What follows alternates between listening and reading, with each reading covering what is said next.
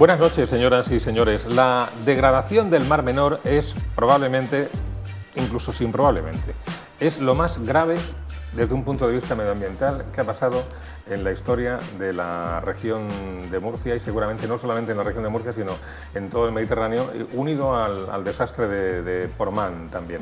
Y lo segundo más grave que ha pasado y que está pasando es que los partidos políticos utilicen lo del Mar Menor como arma arrojadiza entre ellas, ¿no? Seguramente no tardaremos mucho en ver alguna pancarta por algún balcón que ponga Mar Menor para todos, como sucedió con lo de Agua para Todos, y así tenemos polémica para varios años. Hay una diferencia entre ambas cosas. La escasez de agua en la cuenca del Segura es un problema natural. Lo del Mar Menor es un problema creado por el hombre con el paso del tiempo. Pero bueno, es un asunto del que no queremos dejar de hablar nunca. No queremos que otros temas de la actualidad ensombrezcan lo que pasa con el Mar Menor y por eso de forma recurrente en este programa traemos invitados que tienen cosas que decir y que tienen cosas que aportar al asunto grave, gravísimo, el más grave de la historia de la región de Murcia desde la perspectiva medioambiental, como es el del Mar Menor. Y hoy hemos invitado a Ginés Luengo, que es el decano del Colegio Oficial de Biólogos de la región de Murcia. Señor Luengo, buenas noches. Buenas noches, Pepe. ¿Se sienten ustedes escuchados, atendidos, tenidos en cuenta en todo lo que está pasando en torno al Mar Menor, o sienten que predican en el desierto? Nosotros, sí es verdad que se nos ha escuchado, hemos participado en varias mesas del torno al Mar Menor, de colegios oficiales fundamentalmente, pero la realidad es que no se han tenido en cuenta, ¿no? Las propuestas que hemos hecho. Al Gobierno regional le hicimos en torno a 57 propuestas que deben hacerse, actuaciones en el Mar Menor, fundamentalmente en origen, para corregir la situación que tenemos actualmente. Y la realidad es que con la ley que tenemos, que hemos visto, no se han contemplado, ¿no? Tampoco hemos participado. Quizá lo ideal a la hora de elaborar esa ley es que nos hubiéramos sentado pues, los colegios profesionales, universidades, representantes de los ciudadanos, representantes del sector agrario y turismo, todos los sectores implicados, y hubiéramos hecho entre todos, con la ayuda de juristas, una ley adecuada que nos hubiera gustado a todos, por supuesto siendo dirigido por el Gobierno, pero la realidad es que no ha sido así. Yo me enteré de la nueva ley un día antes de salir, entonces tengo que decir que al Colegio de Biólogos no se le ha tenido en cuenta, esa es la realidad, porque si no, no tendríamos esta ley. Bueno, la ley se va a tramitar todavía en forma de decreto en la Asamblea Regional. ¿Confían en tener todavía alguna oportunidad ahí para que sea considerada alguna de sus aportaciones? Afortunadamente se va a tramitar como proyecto de ley. De hecho, nosotros, y lo vamos a proponer a la Asamblea, nos gustaría comparecer allí y contar un poco pues, cómo está el estado del Mar Menor, de dónde venimos y hacia dónde vamos y cuáles deberían ser las propuestas o las modificaciones en esa ley que son más importantes, ¿no? a nuestro juicio, para que sea una buena ley, ¿no? Sería importante que no solo compareciera el Colegio de Biólogos, sino otros colegios profesionales relacionados con medio ambiente, universidades y, en fin, que entre todos los grupos colectivos científicos y sectores interesados hablemos con los políticos y entre todos hagamos una modificación de una ley que sea por fin buena. No se trata ahora de repasar todas las aportaciones, que son 50 y tantas, como usted ha dicho, que ha hecho el Colegio de Biólogos para la protección del Mar Menor, y además quien las quiera leer puede entrar en la web del Colegio de Biólogos, sí, y ahí está el documento íntegro, pero por citar algunas, las más destacadas, ¿por dónde creen ustedes que pasa la solución al Mar Menor? Aparte de por el tiempo que ha de transcurrir para que por sí solo se vaya regenerando, pero ¿por dónde creen ustedes que pasan? ¿Cuáles son sus aportaciones más significativas? Sí, yo diría que lo fundamental es actuar en origen. La actuación en origen es porque la fuente del problema son los fertilizantes, ¿no? Son todos los nutrientes que se están utilizando en agricultura, ese es el 85% del problema. Entonces necesitamos hacer una reducción efectiva, lamentablemente, de lo que es la agricultura intensiva, ¿no? De regadío, porque eso al final lo que nos lleva, se habla mucho de que está tecnificada, y es verdad, pero no es cierto que no contamine, sí contamina, porque eso cualquiera puede acceder a los informes de la Comisión Europea y lo puede ver, no es algo que está ahí. Entonces, hay que hacer una reducción efectiva, hay que hacer una transformación del sector económico de la agricultura, ¿no? Una reducción y también un cambio de uso a secano, ¿no? Aunque ya digo, el secano también tiene su impacto medioambiental. Pero esa es una de las actuaciones fundamentales. Luego hay que hacer una franja de protección alrededor del Mar Menor, eso es muy importante. Quizá la distancia habría que determinarla científicamente, pero yo diría que coincido con otros científicos en que está alrededor de 2 kilómetros, en los cuales deberíamos hacer una restauración ambiental completa, en la cual botánicos y otros profesionales, por ejemplo, ingenieros agrícolas, agrónomos, perdón, y ingenieros técnicos agrícolas participaran en establecer qué especies debemos poner ahí de flora, que sea la adecuada por cada zona, para que restauremos, ya digo, esa zona. Esa vegetación va a actuar a modo de barrera, ¿no? Por ejemplo, porque con la lluvia, con las escorrentías, toda la tierra suelta de agricultura, con roturaciones que además van en el sentido del Mar Menor, acaban ahí, ¿no? Entonces esa barrera actuaría frenando, ¿no? esos aluviones que hemos tenido, ¿no? Y tan lamentables, y ayudaría también a frenar un poco el problema. Hay que hacer una actuación también en la Sierra Minera, sobre las ramblas que drenan directamente en el Mar Menor y que arrastran metales pesados procedentes de la minería, y también hay que hacer una reforestación. Habrá que contar con biólogos y con ingenieros forestales para restaurar esa zona. Entonces, esas son algunas de las actuaciones que habría que hacer a nivel de agricultura. Luego, en la parte de urbanismo, también, es verdad que mucho menos, en torno a un 15% sería lo que afectaría, pero también habría que hacer actuaciones a nivel de pues, un poco mejorar lo que es el sistema de alcantarillado, ¿no? Porque también hemos visto que con las danas, lamentablemente, estaba colándose también contaminación procedente de ella al Mar Menor, ¿no? Y que además es la principal fuente de fosfatos, que es uno de los factores limitantes del crecimiento microbiano, ¿no? Los aportes de nitratos son fundamentalmente de agricultura y buena parte de los fosfatos son por la parte de urbanismo. O sea que ese cinturón verde pasa por ser una de las medidas fundamentales, y el cinturón de 500 metros son una raya de lápiz en comparación con lo que realmente se necesitaría, ¿no? Efectivamente, esos 500 metros que se han establecido, que además no prohíben labrar, prohíben fertilizar solo, con lo cual uno puede labrar y fertilizar al lado, y simplemente por difusión llegarán los nutrientes. Entonces no es suficiente, porque afecta, creo que son 160 hectáreas de unas 60.000 que estaríamos hablando, con lo cual cualquiera que haga números, saque un papel y un boli, puede calcularlo y darse cuenta de que eso es totalmente insuficiente. Es una medida ridícula. Esta semana hemos leído en prensa dos declaraciones que han hecho sendos miembros del Gobierno regional. En una de ellas se decía: es cuestión de semanas que el Mar Menor vuelva o se convierta en una sopa verde. Y en la otra, que salió al día siguiente o a los 2 días, decía: las aguas del Mar Menor están aptas para el baño. Uno, como profano en la materia, se siente confuso. Por eso le pregunto a un científico, a un biólogo en este caso, ¿usted cómo interpreta esas dos informaciones? Que en cuestión de semanas el Mar Menor será una sopa verde, pero que el agua está apta para el baño. ¿Qué lectura hace usted de eso? El problema es que habría que ver en la ley cómo se define que es agua apta para baño, ¿no? Bueno, que no haya coliformes, que no haya determinadas bacterias fecales, pero es que esa ley probablemente haya que reformarla y actualizarla, ¿no? Porque puede estar óptima para el baño desde el punto de vista de la ley, pero la realidad, si todos vamos al Mar Menor, porque yo he ido, y los ciudadanos que puedan ir o ver las fotos que han subido a las redes, pues podremos darnos cuenta de que para nada ese agua es óptima para el baño. Eso no es cierto, no es cierto. Y habría que evaluar qué microorganismos hay ahí y cómo puede afectar a la salud pública, ¿no?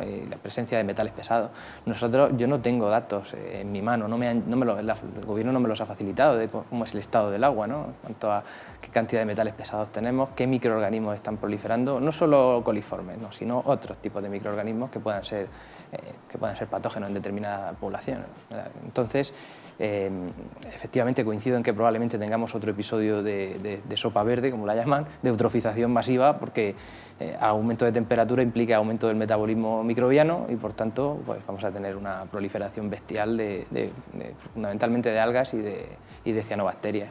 Porque esto que vemos en algunas fotos que está en superficie en el mar, ¿eso qué es? Sí, eso son algas. Fundamentalmente son algas, pero también puede haber cianobacterias y otros microorganismos que viven ahí con ellas, ¿no? Es decir, pero fundamentalmente, efectivamente, pues son organismos fotosintéticos, autótrofos, que crecen gracias a que tienen luz, tienen los nutrientes que necesitan para crecer, y CO2 no necesitan mucho más. Entonces tienen un caldo de cultivo perfecto para crecer ahí.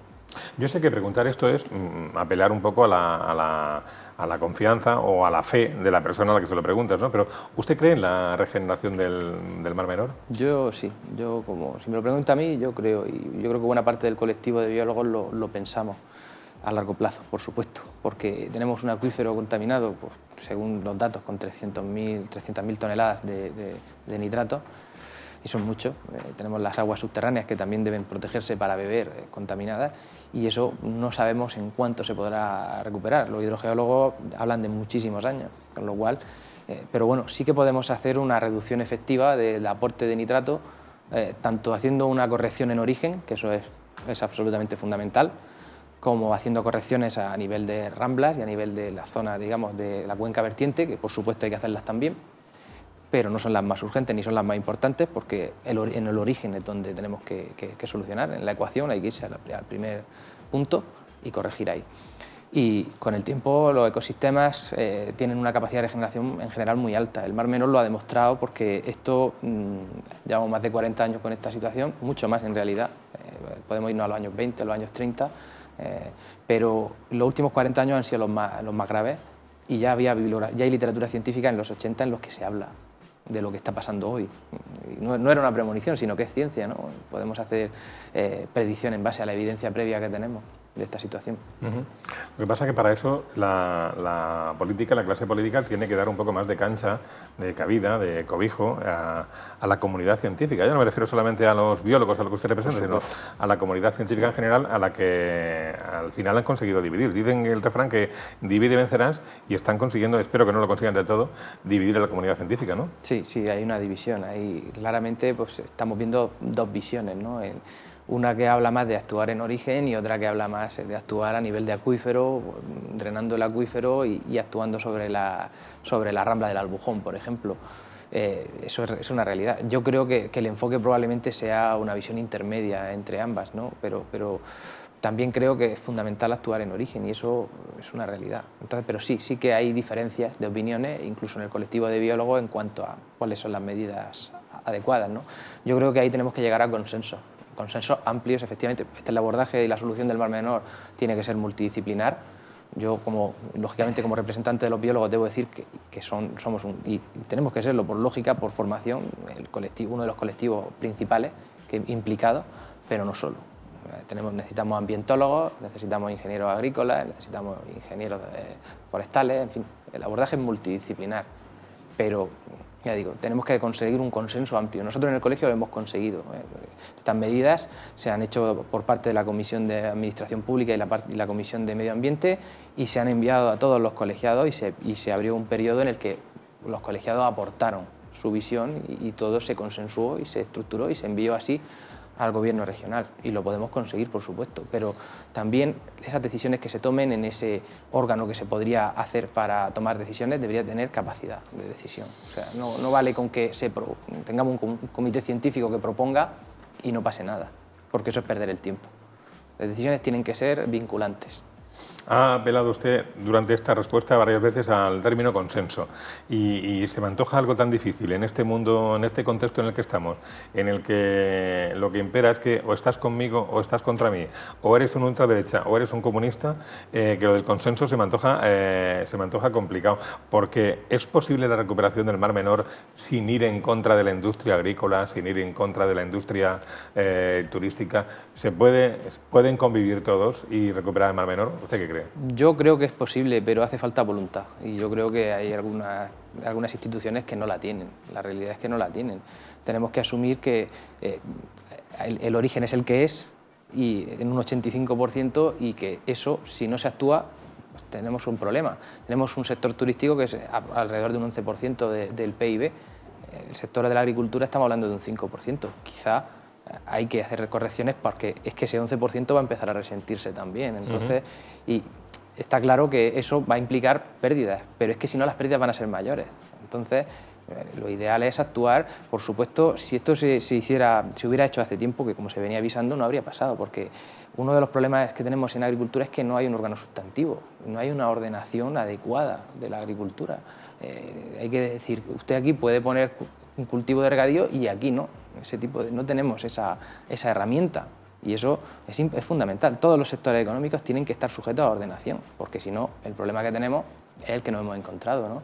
Y otra de las cosas que nosotros hemos propuesto y que creo que es fundamental y que creo que todos los ciudadanos deben saberlo, es que necesitamos una consejería de medio ambiente que sea absolutamente independiente. Porque si tenemos una consejería en la que, como tenemos ahora, que tenemos agricultura, agua, caza, pesca y medio ambiente, pues todos sabemos lo que pasa. Un consejero que representa ambas no puede hablar mal de una ni de otra. Y a lo mejor, y cuando hay que tomar decisiones porque ha pasado algo, pues a lo mejor hay que hablar, hay que decir, mire, el problema está aquí, ¿no? Asumiendo las consecuencias que puede tener, ¿no? Y claro, el medio ambiente siempre ha sido, y todos lo sabemos, hermana pequeña. Entonces los demás sectores van a, digamos, a predominar y a imponer su criterio sobre el medio ambiente. Y el medio ambiente tiene que ser un órgano de control. Y es fundamental, porque dependemos del medio ambiente y lo estamos viendo, lo que está pasando. Entonces, eso creo que es una medida fundamental, que tengamos una consejería de medio ambiente pública, por supuesto, y que tenga capacidad de decisión y de sancionar cuando haya excesos sobre el medio ambiente, ¿no?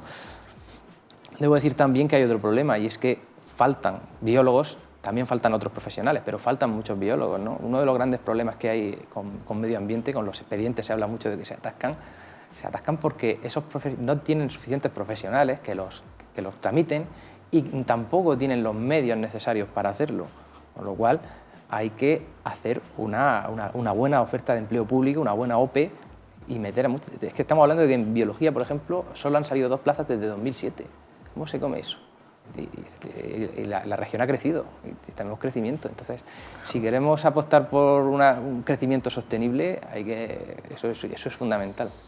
Al hilo de lo que está comentando, han sido precisamente sus opiniones y sus declaraciones sobre el tema del Mar Menor las que han puesto a los biólogos y al Colegio de Biólogos al que usted representa en el mapa de actores de la región de Murcia. Pero los biólogos están ahí, el colegio profesional funciona desde hace ya camino de 20 años, bueno, y tienen ustedes su presencia en el conjunto de la sociedad regional. ¿Qué más cosas están haciendo los biólogos? ¿Qué más cosas pueden aportar, aparte de las opiniones sobre el Mar Menor, sí, los biólogos a la sociedad murciana? Sí, bueno, los biólogos trabajamos en todos los campos que tienen relación con la vida, con lo cual pues se puede imaginar. Con todo.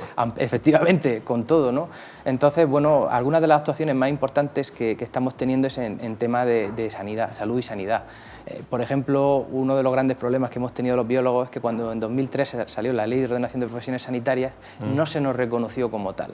O sea, tenemos un montón de investigadores, por ejemplo, en el IMIP, que, salvo que tengan el BIR, es decir, hayan aprobado la formación sanitaria especializada y la residencia, no tienen el reconocimiento como sanitario. Yo mismo he trabajado en oncología médica como investigador y no se me consideraba sanitario. Estás trabajando con muestras clínicas, estás haciendo investigación para mejorar la salud de los pacientes y no se te reconoce ese simple derecho.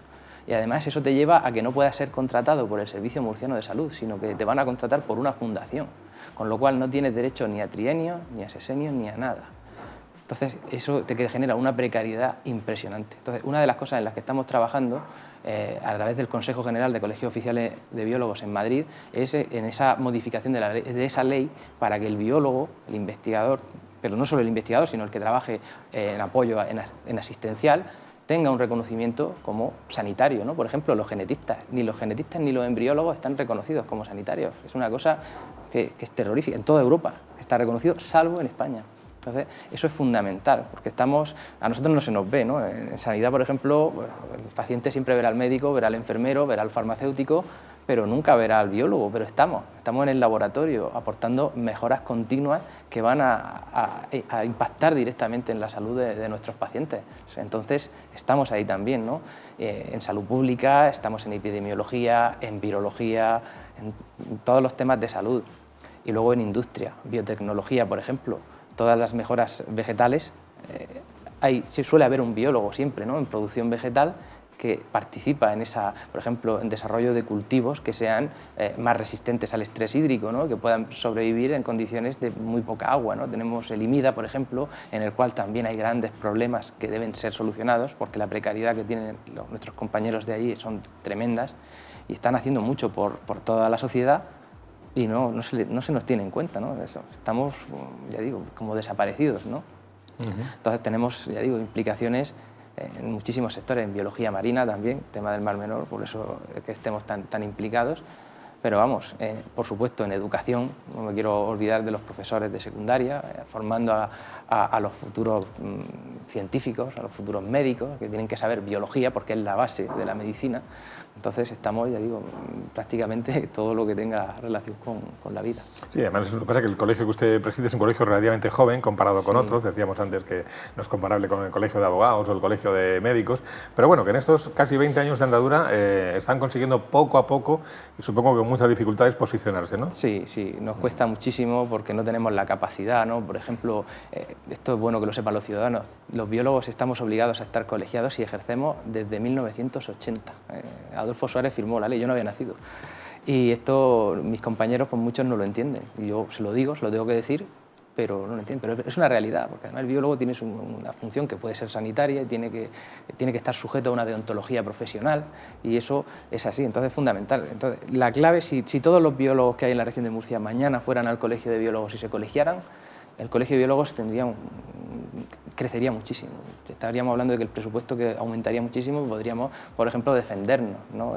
Porque, claro, al final, luego no lo entienden. Muchas veces nos lamentamos, ¿no? Entre biólogos nos reunimos, nos lamentamos de la situación que tenemos, pero no actuamos, y lo podemos hacer, porque el colegio representa a la profesión. Es el único, de hecho, que tiene, porque lo tienen exclusiva ese derecho de representarla. Entonces, es fundamental agruparnos para poder actuar de manera colectiva y conseguir, pues, que se nos reconozca y que se nos escuche, ¿no? Y que pues, la gente, esto es lo típico, uno va caminando por Murcia y si encuentra a alguien le dice, soy biólogo, y le puede decir, los bichicos y las planticas, ¿no? Es lo típico de aquí, ¿no? El biólogo hace muchísimo más, ¿no? Siempre se nos ha asociado un poco, pues, con el friki, ¿no? Con el cazamariposas. La realidad va mucho más allá. Y estaba pensando, fíjese, en los objetivos de desarrollo sostenible. Digo, la biología como ciencia, la presencia de un biólogo sería fundamental para el cumplimiento de cada uno de los 17 objetivos que se ha marcado Naciones Unidas para el año 2030, ¿verdad? Absolutamente fundamental, efectivamente. El biólogo es una pieza clave en la lucha contra el cambio climático, ¿no? Porque el abordaje de la parte biótica, pero el biólogo también tiene mucho conocimiento de la abiótica, hay que decirlo, es fundamental. Sin él, ya digo, hay una pieza que falta, ¿no? Y eso nos pasa en sanidad, nos pasa en medio ambiente, nos pasa también en la parte de producción. O sea que estoy totalmente de acuerdo. Nosotros ahí queremos tener un papel pues preeminente. Decía, estamos ya terminando, decía usted hace un momento que debería haber una consejería de medio ambiente. Yo creo que cualquier estratega político que se precie de serlo, cada vez hay menos, hay fanáticos políticos, pero estrategas políticos hay cada vez menos, debería tener como la principal área de su gobierno, ya fuera una consejería, un ministerio o una concejalía de un ayuntamiento, debería ser hoy por hoy el medio ambiente, con lo que representa y con lo que está representando y con lo que está calando en la sociedad al tema de la salud y de la calidad medioambiental. Yo espero que lo consigamos alguna vez. Señor Luengo, y otra cosa que me estaba acordando durante la entrevista, hay que ver la presencia, es que he caído de repente, que tiene el apellido Luengo en torno al Mar Menor. Usted es presidente del Colegio de Biólogos, hay un responsable de Ecologistas en Naciones, Pedro Luengo, el consejero es Antonio Luengo, el alcalde de San Javier, actor principal y afectado también por el Mar Menor, es José Miguel Luengo, y alguno que igual se me escapa por ahí, pero el apellido Luengo está muy encima del Mar Menor, ¿eh? Es totalmente, eso es totalmente cierto, lo he pensado, ¿no? Porque al final es verdad, claro, estamos los Luengo en todos lados. Los Luengo por el Mar Menor, cada uno con su enfoque de las cosas. Efectivamente, cada uno con su visión, pero es así, somos muchos. Bueno, pues que a nadie le quepa duda que la solución al Mar Menor, si la tiene, esperamos que sí, nosotros también confiamos en que sí, la solución va a venir por el mundo de la ciencia, de la biología y de otras áreas de la ciencia. La solución va a venir por el mundo de la ciencia y no va a venir nunca por el mundo de la política, que si alguien no lo tiene claro, que lo vaya pensando. La foto se la harán los políticos, de acuerdo, me parece bien, pero la solución vendrá siempre por el mundo de la ciencia. Y a uno de esos científicos, a Ginés Luengo, el presidente o decano del Colegio de Biólogos de la región de Murcia, le agradecemos mucho que haya venido hoy a acompañarnos en este programa. Muchísimas gracias. Pepe. Hasta otra ocasión. Hasta otra ocasión. Gracias también a ustedes por estar ahí. Nos vemos el próximo día aquí en Sin Ruido de Fondo. Buenas noches.